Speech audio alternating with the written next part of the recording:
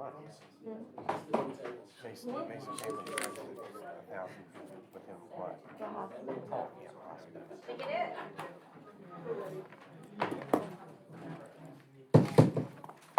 Good evening. I'd like to call the Maysville Board of Commissioners Thursday, March the 14th, 2024 to order. We will begin with our invocation, Reverend Tony Lees.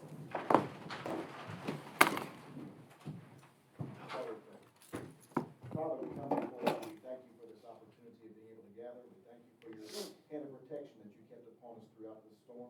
We do pray for those who may have suffered damages, and we also pray that your hand be upon us this evening as others come our way.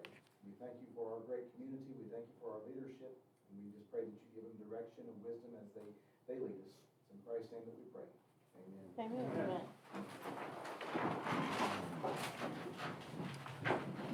Thank you, Reverend West. Roll call, please. Commissioner Bramer. Yes, ma'am. Commissioner Cartwell. Yes, ma'am. Commissioner Wood. Here. Commissioner McKay. Here. Mayor Cotterill. Yes, ma'am. City Manager Wallingford. Here. City Clerk Dunbar. City Attorney Cottle. Here. Comptroller Radasta. Here. HR Director Rose. Here. Project Coordinator Horde. Here. Public Works Director King. Here. Police Chief Palmer. Here. Fire Chief Doyle. Assistant Fire Chief Carpenter. Here. Utility Manager Spence. Zoning Administrator Larger. Here. Building Inspector Fawcett. Here. Codes Officer Brooks. Here. Tourism Director Bailey. Here. Main Street Director Reese. Here. Thank you. Also welcome Judge Owen McNeil and all of our guests tonight that have joined us. Thank you all for being here. Minutes of February 8th, 2023. Oops, so that'd be 24. Yes. All right. Regular meeting and department reports. Mayor, I make a motion to approve. Second. Roll call, please. Commissioner Bramer. Yes, ma'am. Commissioner Cartwell. Yes. Commissioner Wood. Yes. Commissioner McKay. Yes. Mayor Cotterill. Yes, ma'am. Public announcements. Caitlin? We are once again nominated for Best Small Town in the South. So we have that going on Facebook for community members and visitors and people who love Maysville all across the country to vote. You can vote once a day now through April 1st, and then the winners will be announced that week. Yay. Vote early, vote often. You don't get to really say that in an open meeting too often. So true, Carol. Mayor, I have an announcement. Christy Hoots is having the kickoff of her game tomorrow at the museum. Is that right? Yeah. She and her husband have made a board game. Is that correct? Yes, Yeah. What's the name of it? Knockout High, and the company is called the Hoodah Games. It's a ribbon cutting for our company. Okay, so it's at 1 o'clock. o'clock, okay. And isn't that up on the second floor? Is that in the main building or the? Yes, in the main building, the conference room. Okay. Good. Thank you. Any other public announcements? We'll do a groundbreaking ribbon cutting Monday at 3 o'clock up at the county senior living department up in the East End, from a grant we received 7 months ago. So hope you guys can join us, 3 o'clock Monday.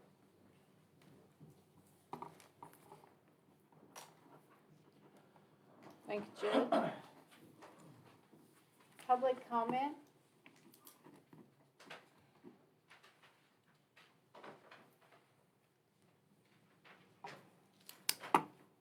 Everybody's quiet. All right. Tiana Wormley, did I say that right? Wormley, yeah. Green dot? She's not here? Not here. Okay. Tommy Henderson? He's not here. Not present. This meeting's going quickly. Well, it is why he didn't show up. I'm sorry. That's all good. I'll tell you what I did. Discussion, a motion request from the Simon Kenton VFW Post. I sent all of you all an email from Chris Ely, who's who's the head out there at the Simon County Post. They did this last year. They requested $1,000 from us to put flags on all veteran graves throughout Maysville, and they're requesting that again. And what I've informed Chris is to give me another request, if this is gonna be an annual thing, so that we can just go on and add it to the budget, so that, you know. You need a motion? Yes, ma'am. if that I'll would be make great. that motion. Thank you. Second. Roll call, please. Commissioner Brammer? Absolutely. Commissioner Cartwell? Yes, ma'am. Commissioner Wood? Yes. Commissioner McKay? Yes. Mayor Cottrell? Yes, ma'am. Discussion amending ordinance chapter 201.20. As you all recall, we passed this ordinance back in late fall, early winter of '23, and it's the abandoned vacant property licensing in the Main Street district. Well, Caroline and I had been working on it after it was passed and evaluating properties downtown. And we came up with some initial properties that we found that we felt like applied to this ordinance. And we did send out a couple emails to a few property owners and heard from some of you all. And we realized that this ordinance shouldn't be, what's the word I'm looking here for? Punitive to those individuals who are actively working on their buildings. When I mean actively, I'm not talking about putting a window in once every 20 years. I'm talking actively working on it. Those individuals should not be punished by this ordinance. We had a great conversation.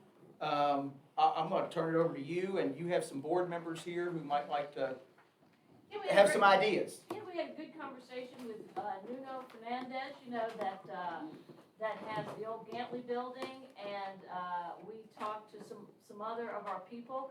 And as you all know, there's a difference between, there's maintenance. We all need maintenance. You have to maintain your house, you have to maintain your hardware, you have to maintain our hair, everything needs maintained. There's a difference in that and repair.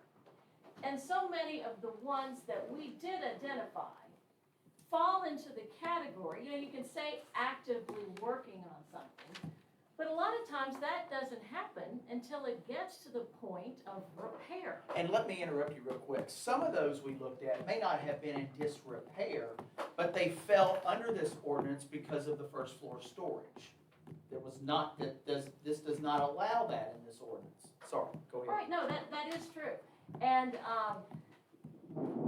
there will be people that will put a coat of paint somewhere on the building and then let it go for another year, 2 years, or whatever. I mean, we've all seen it. We all know which ones they are. We know which buildings are in better shape than others, and we have to worry about the people who invest in the ones that are investing in their buildings and working with those people rather than always worrying about the one or two that might complain, because we are trying to clean up this downtown and it's a habitual problem. I got one more thing. Just yesterday, Caitlin and I were showing a guy around from Channel 36 in Lexington.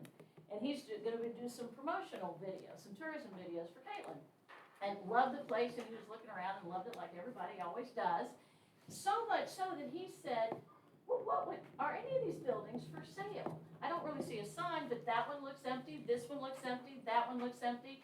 Are they for sale? Would they be available? And we said, well, sure, it might not be actively have a sign on it, but, I think people have let us know that if you ever have somebody that comes into town. So we made a second circle all the way around the downtown area to look at properties that were vacant. And he was really looking at them hard, and he's like, well, this building is so nice, and this one looks terrible. Why is this allowed to happen? I don't know. And it's the same ones that it's happened to for years and years and years. And we all know that. You don't have to listen to me. Simon, you're a building owner that takes care of your building. What do you think? Yeah, I came specifically because of this ordinance this evening. My name is Simon Watt. I own the Eat Building downtown, 46 West 2nd Street. My wife and I bought that building 17 years ago. And it was, I would say, derelict would be a good word to describe it. We bought the building because we love downtown Maysville. We think that downtown Maysville is it's a jewel. And I think maybe it's easier for people who didn't grow up here to realize what a jewel it is. But for us, when I stumbled across Maysville 33 years ago, downtown was one of the things that blew my mind. I looked at it and I went, this place is incredible. And when I got the opportunity to buy that building, I bought it, and I bought it very cheaply. I tell you, I've spent many multiples of the purchase price on that building. I didn't do it because I needed to do it. I did it because I think that if you own a building, it's your responsibility to make sure that that building is in good repair. I have to tell you, and I hate to be specific, but the Mains building right next to me is a building I have been concerned about for, I'd say not the full 17 years, but certainly the last 12 years that I've owned the building. Ever since Johnny left the building and closed his store, the roof has been in terrible shape. I mean, there is bad mold in that building because the roof was left. I'd say the roof was probably left for close to 6 years leaking. Now, I don't know who the owners were. There was an absent owner for a long time, and I don't know whether Matt can remember the first time I called him and said, why the hell doesn't the city do something about these building owners who won't take care of their buildings? And we talked about the owner being absent and being sent lots of messages, and I said, well, why is it that the city can't actually just step in? And he explained to me that that wasn't how it was done. Although I truly believe that in a situation where a building is just about to fall down, the city should be able to step in and do something about it. And you use the word punitive. I don't think it's punitive. I think you have to encourage these people, and if the only way to encourage them is to fine them, I don't look at that as punitive. I think when you buy a building in downtown Maysville, you are taking on a responsibility that is not just your responsibility. You are being responsible for the community because that building is in downtown, and downtown is our past and it's our future. Our downtown is so wonderful, and it could generate so much money for Mason County and for Maysville as it grows. And I look at it, and it's wonderful the way it looks now compared to 20 years ago. I wish it looked the way it did 35 years ago when I first came to Maysville, and it was a vibrant downtown. But it's coming back. But one of the reasons it has difficulty in coming back, because people want to invest, is the state of these buildings that are owned by people and not taken care of. And I truly believed that I was going to have a parking lot next to my building for 10 years. I thought the Mains building was going to fall down because the roof was in such bad shape. Now, I don't know who the owner is that actually replaced the roof, but they did replace the roof in the last year or two. I do. Not you, John. Well, the original owner, actually, he left the door open. Right. And I always look to find out what buildings look the worst, find out the owner, see if I can get a price on it. So when I run into somebody that says, I'd like to purchase a building, I can tell you how much that one would you could buy that one for, Right. you could buy this one for. So I reached out to the owner, because the door was open. So my wife and I went through it, and there were 30, 40 pigeons in the window, there were buckets overflowing, there was mold, the roof was leaking. Terrible. And I got a hold of the gentleman and I said, look, this is horrible. I also took a lot of pictures and sent them to the city, and said, this is really bad, and it's gonna be a danger to the other attached buildings.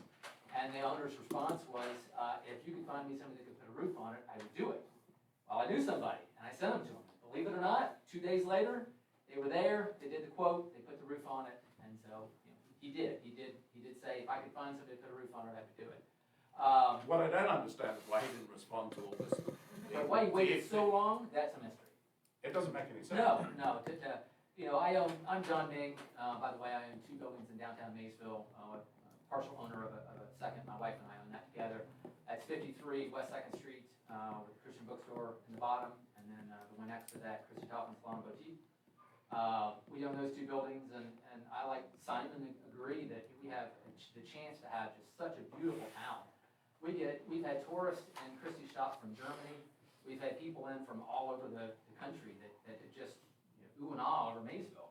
I'm born and raised here, so I mean, I agree. I liked the town so much when I got off the school bus to go to my father's business, which was Maysville Decorating Center, which he ran for 36 years in downtown Maysville. And I would get off the school bus, and I would look at the tops of the buildings, and I was just amazed. I thought, wow, what is in that? I wonder what's in that. So when I got the chance to purchase a building that's, say, 26, I did, and that's where the Burn is now. The Burn Gym.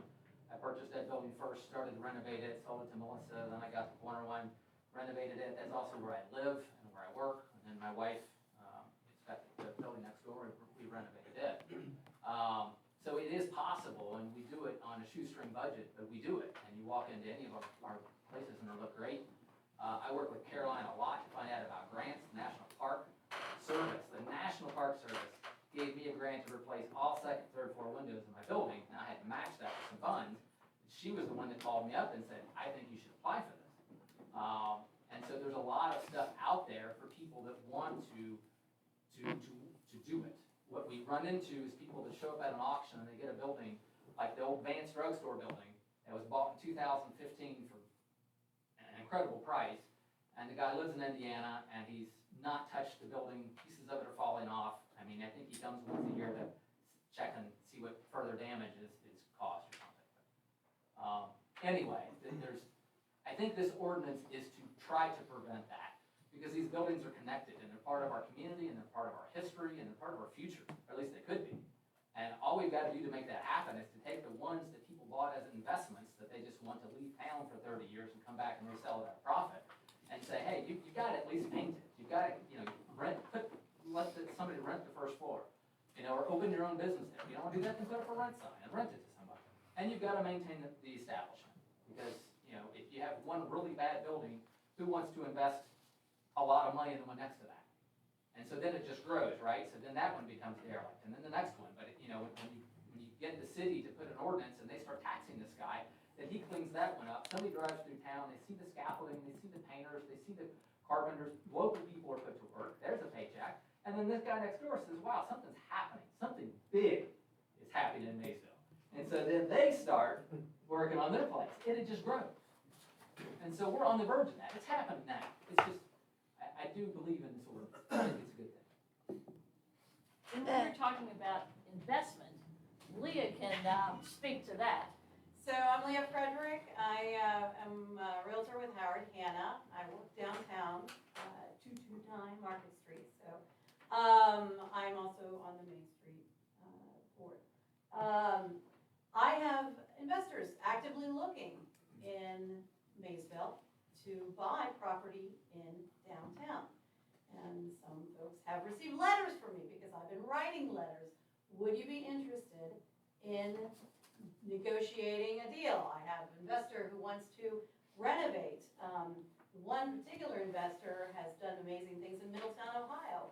And he's got a cabin down there by Moorhead, and he said, this is a nice halfway spot. We want to be here. So we have people there. I don't get responses back. And in the meantime, you see these buildings become more and more derelict and more of a blight. Having worked over in Ohio, in Ripley, I mean, you've seen what's happened in these historic buildings collapsing and then being attached to one another and collapsing on top of each other. I think that Maysville does some things very well. The grants that you guys have offered, particularly for the downtown, that was huge. Our building, we were able to take advantage of that and make some major repairs. And our building is beautiful now, so we're very grateful for that. But if you don't think people are actually looking to invest in Maysville and bring people here and bring jobs and bring tax revenue, I can tell you that's not true. I have a list of people that are interested in investing in Maysville. Matt, Yes, ma'am. isn't that why we did eminent domain for some of those buildings? Yes, that's what it was kind of whispered into Simon. Yes, You that's wanted lead Yeah, us where we're Sure, at to yeah, that now? sure. So some of these buildings that John and Simon, that you are referencing, and others, we, at about the same time we did this, we adopted the state's eminent domain statute into our local ordinance. And we are in the process of identifying buildings to go after. You know, when you think of eminent domain, you think of the government going after land to build a road or an industrial park or something like that. Well, blight is part of that. Good. So I'm gonna talk to them in closed session about some things. But yes, that's one very good tool. And I don't know if Kelly wants to talk about it, but that's I think a good tool that we're gonna be able to utilize. I think that's fantastic, and then if, you know, if the city doesn't want it after eminent domain would happen, and they, look, we're gonna put it for sale, but here's the restrictions, you've gotta start working on it, you've gotta show progress. Sure. You know, with the timelines, now you've got it in the hands of somebody. that And wants John, it. you just hit on it, and thank you, Commissioner. Yeah. You wanna brief what your board has kind of come up with Right, and, in order to amend this? you know, and it was brought up about if someone is actively working on something. And as I say, all of that is well and good, but our board, and there's quite over half of them are here to support it, that's fine if you want to say that they are actively working on it, but they have to show a detailed plan for the work that's gonna be done to improve the building and a timeline for when the work is going to be done. So again, it doesn't go into, I'm gonna put up a scaffolding and make it look like I've had some work done to get off this list, and then nothing ever gets done again. And, you know, we think that that's fair. That's fair if they're actively working. But again, there's a difference in actively working and repairing something that shouldn't have gotten that far again. We've all been under windows that can decapitate you, bricks that are falling down, and not what are they called, the decorative things there on Second, sconces that have fallen onto the ground. So it just shouldn't be like that. It shouldn't be so hard, or it shouldn't be such an affront to people when we are asking them to maintain something that affects everyone here. Not just everyone here, everyone who comes here, everyone who leaves here, and why they come back here. Yeah. Orloff had a, My name is Orloff Miller. I'm retired from the Kentucky Heritage Council. I am familiar with the work of an economist named Donovan Ripkema, who has spent his entire career studying the economics of historic preservation. And one of his findings is that grants are fine, nonprofit groups rallying are fine, people coming to public meetings are fine, but without the legislation in place, without the ordinances in place to actually put teeth behind the good intentions of everyone, then you're going to make slow progress at best. You immediately accelerate your progress when you put teeth into it with historic preservation ordinances. So I applaud this movement. Second thing is an idea for you to think about when you're in closed session. If, God forbid, anything does end up under an eminent domain and the city ends up with the property. Many cities have been very successful by offering that property below market rate to someone who has just graduated from a building trades program. Such a program, an historic preservation building trades program. We have a complete lack of skill sets right now in the city to do this work. But there is a preservation trades academy in Covington right now, and they're starting their third year. So it's worth reaching out to them. If you've got a property in hand that needs fixed up, offer it to them below market rate and tell them they can fix it up and it's theirs. I would love to be able to do that, but the only way we can legally get rid of surplus property is through an auction or sealed bids. We can't negotiate with a private individual. It's a great, but at least in this Let's state. get them to do a field trip Okay. here and Yeah, work on it. yeah. Last note, yes, it is only a few people that are really delinquent on this issue, and most of us could rattle off a few family names. Liz and I have been here for 19 years. And I was shocked when we first arrived and started to get to know people that there seems to be a sport in town among some of the leading families to see how much real estate you can own and then ignore it until it falls into the ground. You gotta break that cycle. You gotta get rid of that. And this is the way to do it. This is a good way to do it. I'd just like to say as an addendum to what I said earlier, I too have thought the grants that we've received have been fantastic, and we have taken advantage of every single grant that's been available. And I found the city to be incredibly helpful and cooperative. I've had no problems with the city, and I'm in full support of everything this city does. But there's only, listening to what Olaf says, there are only very, very few individuals who are going to be adversely affected by this ordinance. 99.9% of the people in Maysville and Mason County are going to be positively affected by this ordinance. How can you listen to the squawking of a few individuals who, quite frankly, most of the people who own these buildings are not short of cash? That's not why they're not investing in the buildings. That's not why they're taking care of the buildings. And to John's point, we did our building on a shoestring too. I don't have deep pockets. I did it because I love Maysville and I love the buildings. And I beg the commission to stay strong, push this ordinance through, and then make it work. Use those teeth. You had some other notes there that. Well, those were the main But ones. the note about the grant. Right, similar to the criteria of the Main Street Historic Building Improvement Grant. Because it's a special, this would be a special program like that was a program. The identified buildings would be inspected. So we could see, if they came and said, we are actively working on this building, it would have to be inspected periodically to see that that work had been done. And see that it had been accomplished. Because of this, identified buildings will be first in line and have top consideration if we have that Main Street Historic Building Grant again.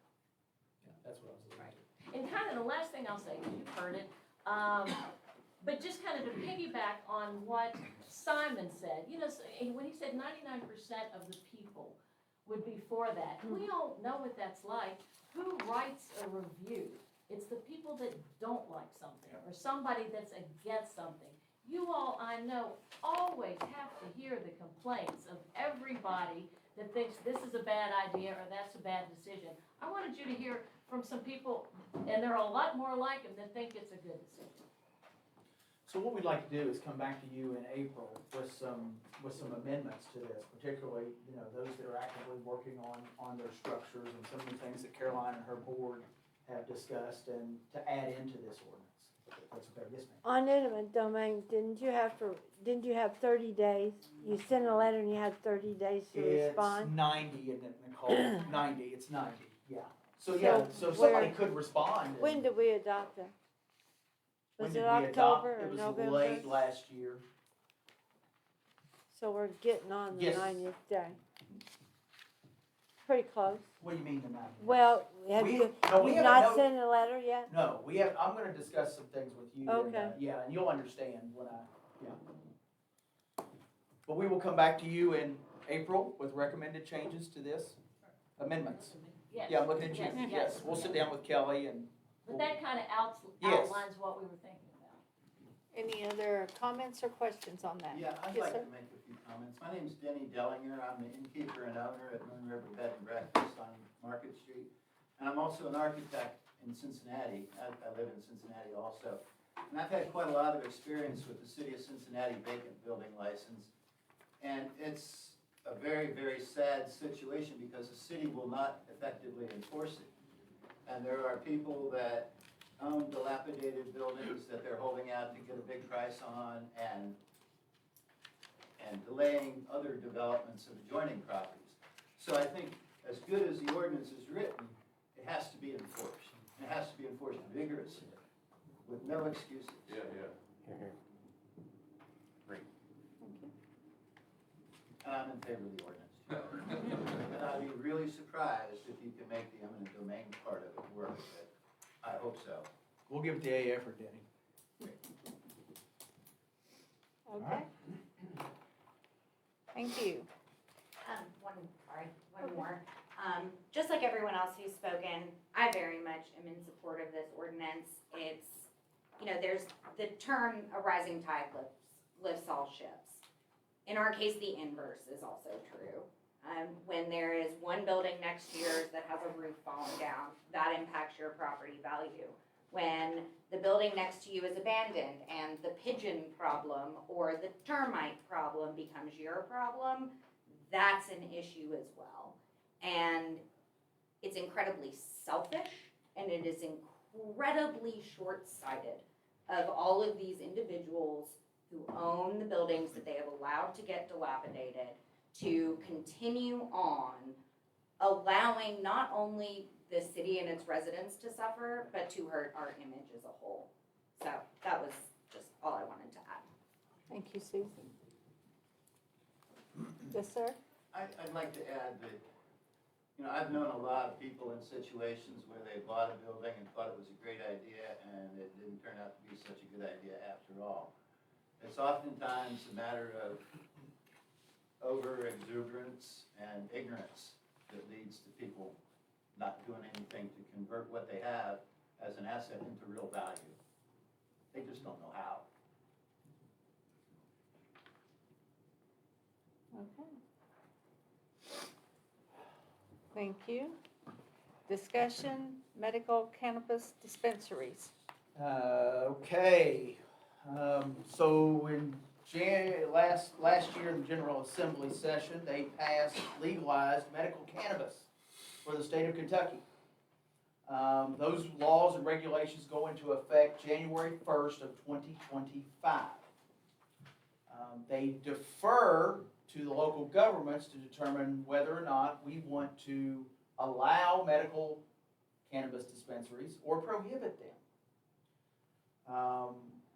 You can either pass an ordinance allowing them, pass an ordinance prohibiting them, or you can pass a resolution that puts the question on the ballot at the next general election for the voters to decide.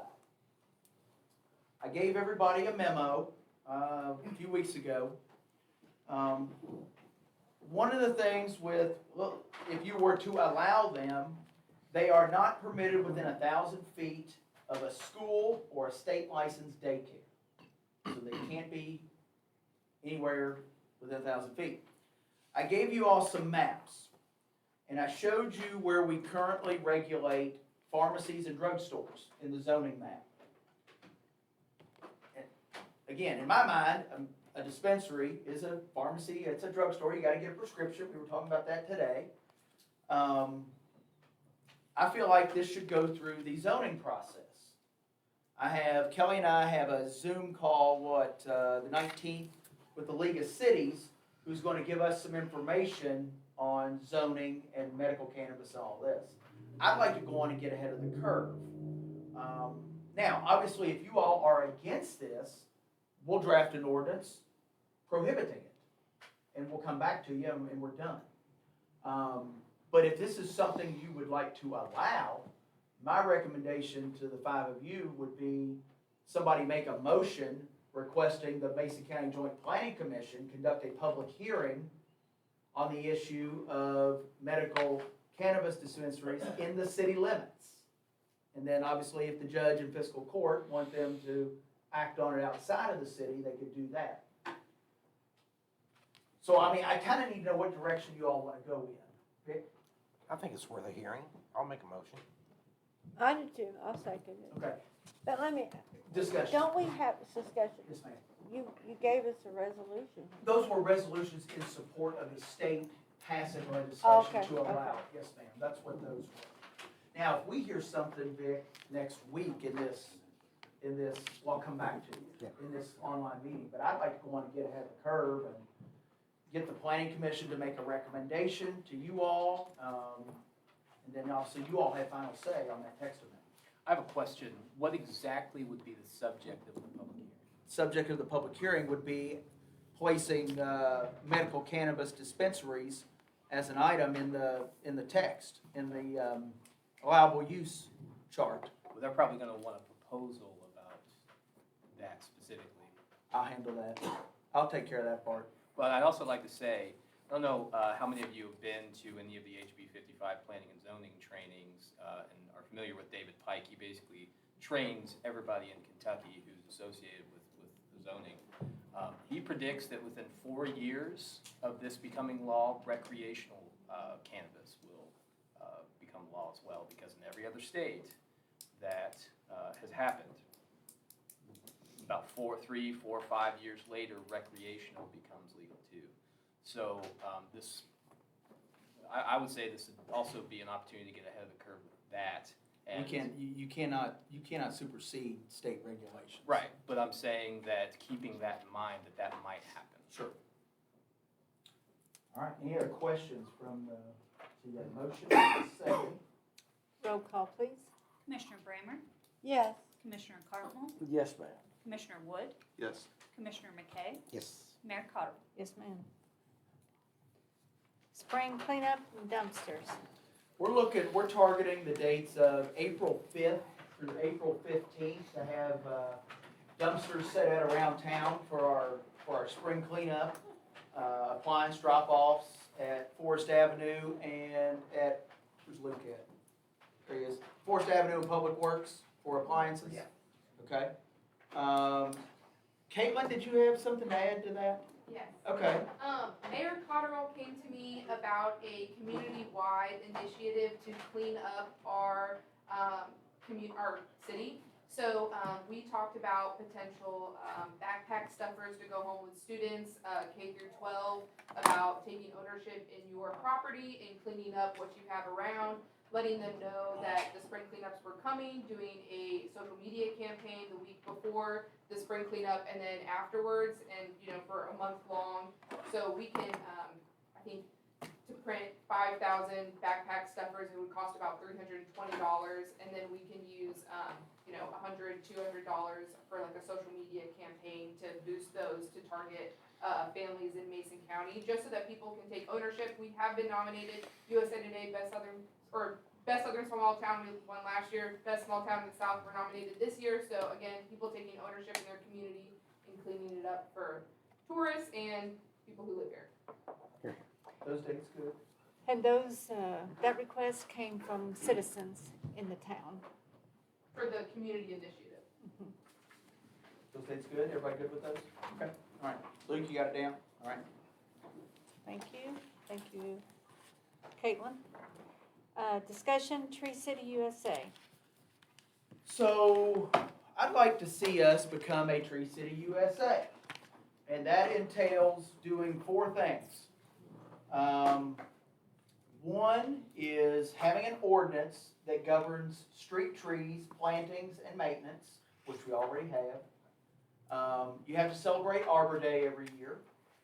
You have to have either a staff member or department or a volunteer board who would oversee the process, and you have to allocate at least $2,000 per citizen each year towards plantings and maintenance. So for us, that'd be about $16,000 to $17,000.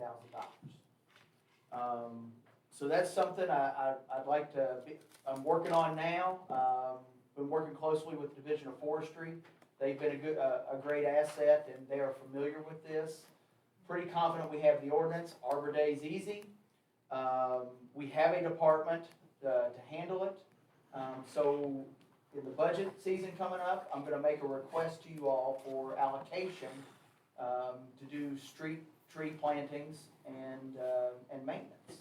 And I know you've mentioned it. Some of you other ones have mentioned it about our entrances. That being a focus, our entrances into town for this type of thing.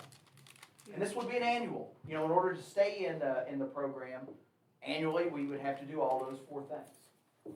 So. And again, that thing about the entrances, that came out of the comprehensive plan meetings. So it came from citizens as well. Okay, all right.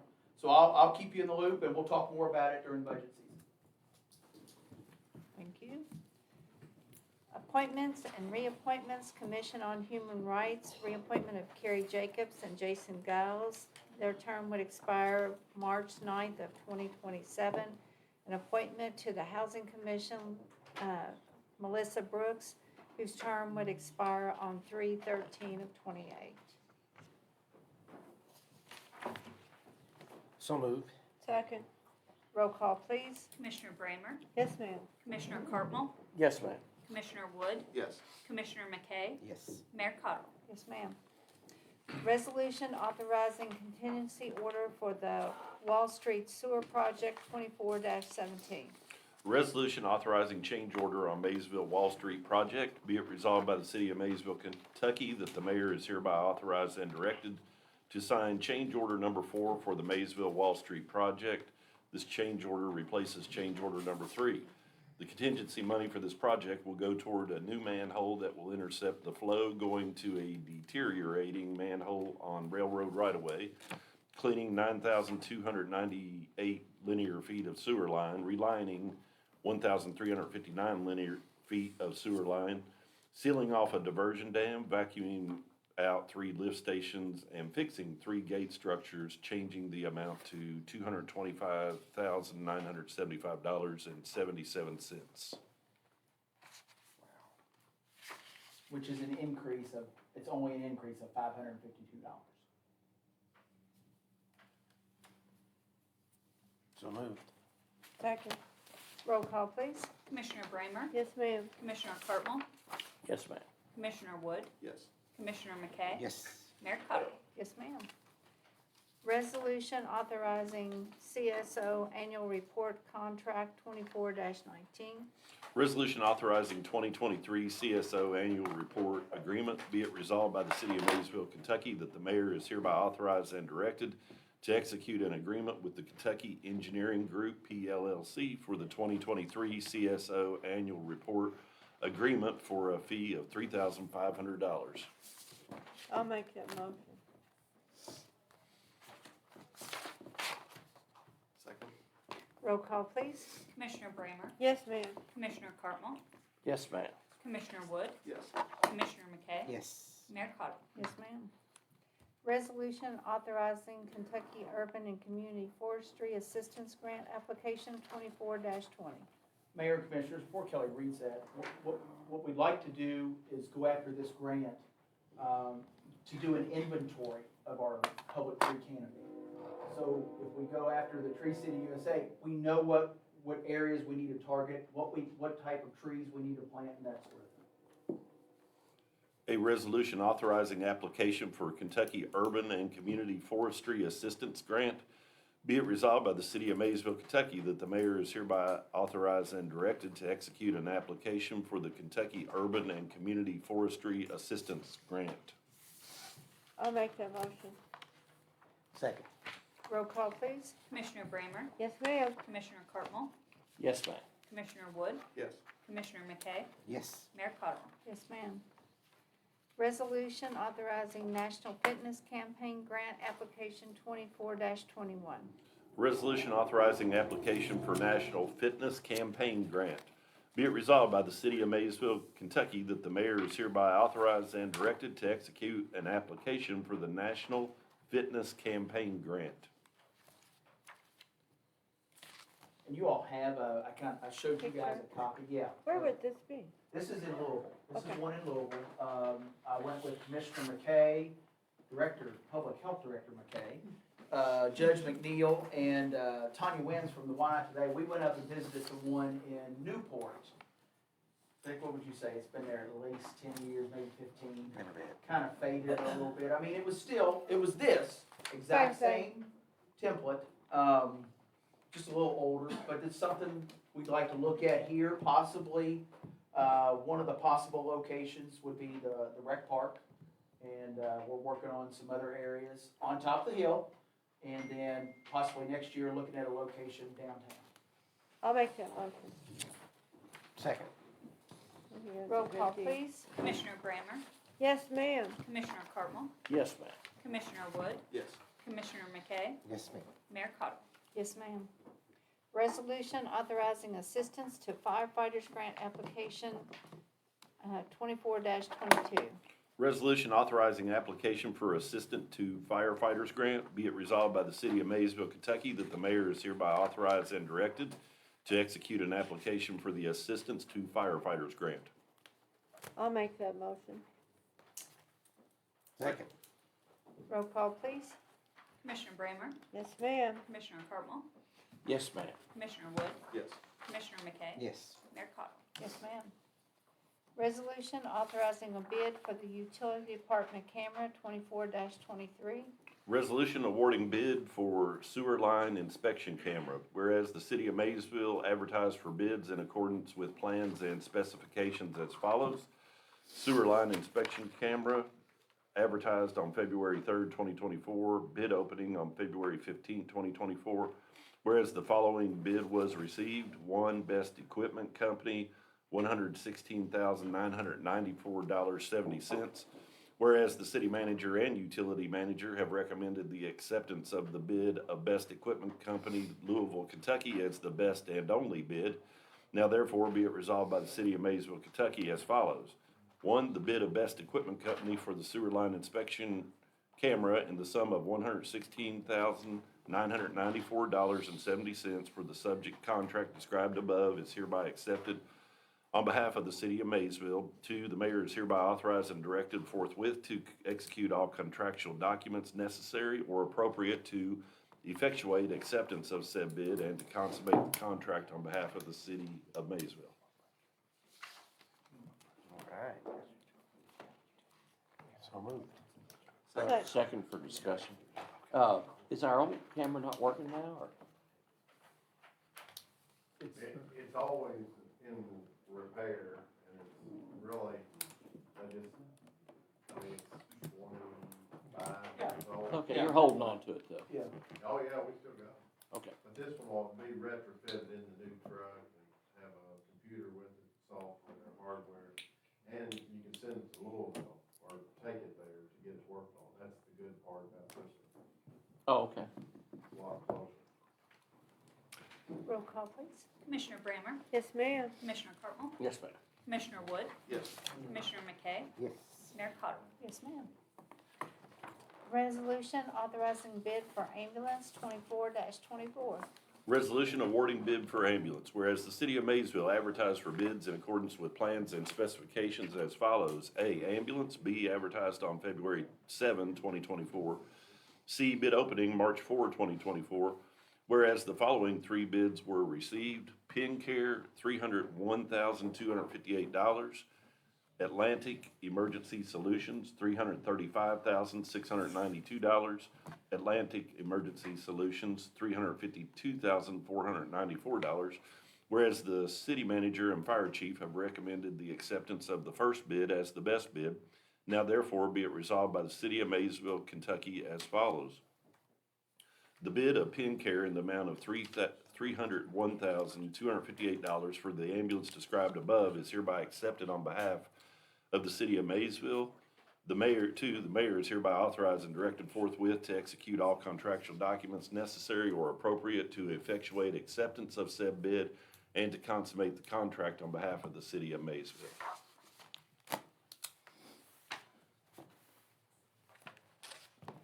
So moved. Second. Roll call, please. Commissioner Brammer, Yes, ma'am. Commissioner Cartwell, Yes, ma'am. Commissioner Wood, Yes. Commissioner McKay, Yes, ma'am. Mayor Cottle. Yes, ma'am. Closed session pursuant to KRS 61.810(1)C, discussion of proposed or pending litigation, and F, a discussion which might lead to the appointment of individual employees. So moved. Second. Roll call, please. Commissioner Brammer, Yes. Commissioner Cartwell, Yes, ma'am. Commissioner Wood, Yes. Commissioner McKay, Yes. Mayor Cottle. Yes, ma'am. Chief, give me you first. You stick around, Dave, stick around.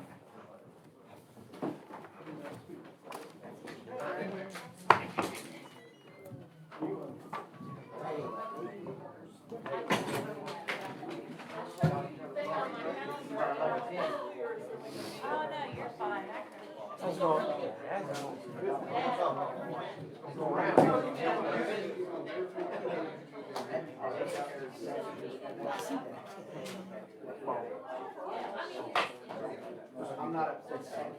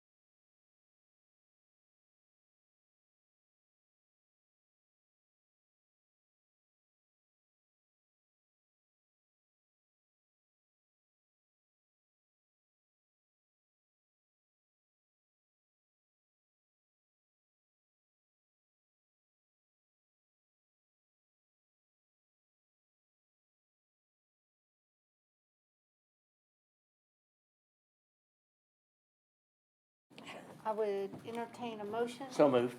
Second? Roll call, please. Commissioner Brammer? Yes, ma'am. Commissioner Cartwell? Yes, ma'am. Commissioner Wood? Yes. Commissioner McKay? Yes, ma'am. Mayor Cottrell? Yes, ma'am. Appointments, Public Works. Okay, I have some memos from Public Works Director Luke King. I would like to recommend Donnie Nickerson to fill the vacancy of skilled labor at the Public Works Department. Donnie joins Public Works bringing many years of knowledge, skill, and concrete and construction work. Next, I would like to recommend Dylan Michaelfresh to fill the vacancy of laborer at the Public Works Department. Dylan brings a good attitude and also has knowledge operating different pieces of construction equipment. Next, I would like to recommend Josh King to fill the vacancy of laborer at the Public Works Department. Josh has experience running equipment maintenance, and working with the public. I would like to recommend Katrina Campbell to fill the vacancy of skilled labor at the Public Works Department. Katrina joins Public Works bringing years of knowledge and experience welding, fabricating, and completing construction work. She is coming in with the mindset to help better maintain and improve the city. And last, I would like to recommend Robert Staggs to fill the vacancy of labor at the Public Works Department. Robert brings a good attitude, has great knowledge in lumber and construction services. Is that 4 or 5, Carrie? I had 5. Okay, thank you, sorry, I lost. I'll make that motion. Second.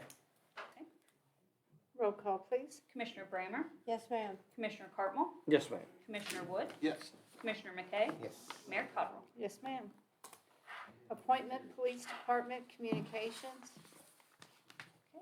I have a memo from Chief Palmer to Honorable Mayor and City Commissioners. I would like to request the hiring of Laura E. Applegate for the open position of full-time telecommunicator with the department's E911 Telecommunications Center. For the past few years now, Laura has been a DOCGJT certified telecommunicator with the Bracken County E911 Center. She has completed all phases of pre-employment with DOCJT reference to their POP standards. I feel she would be a great addition to our staff.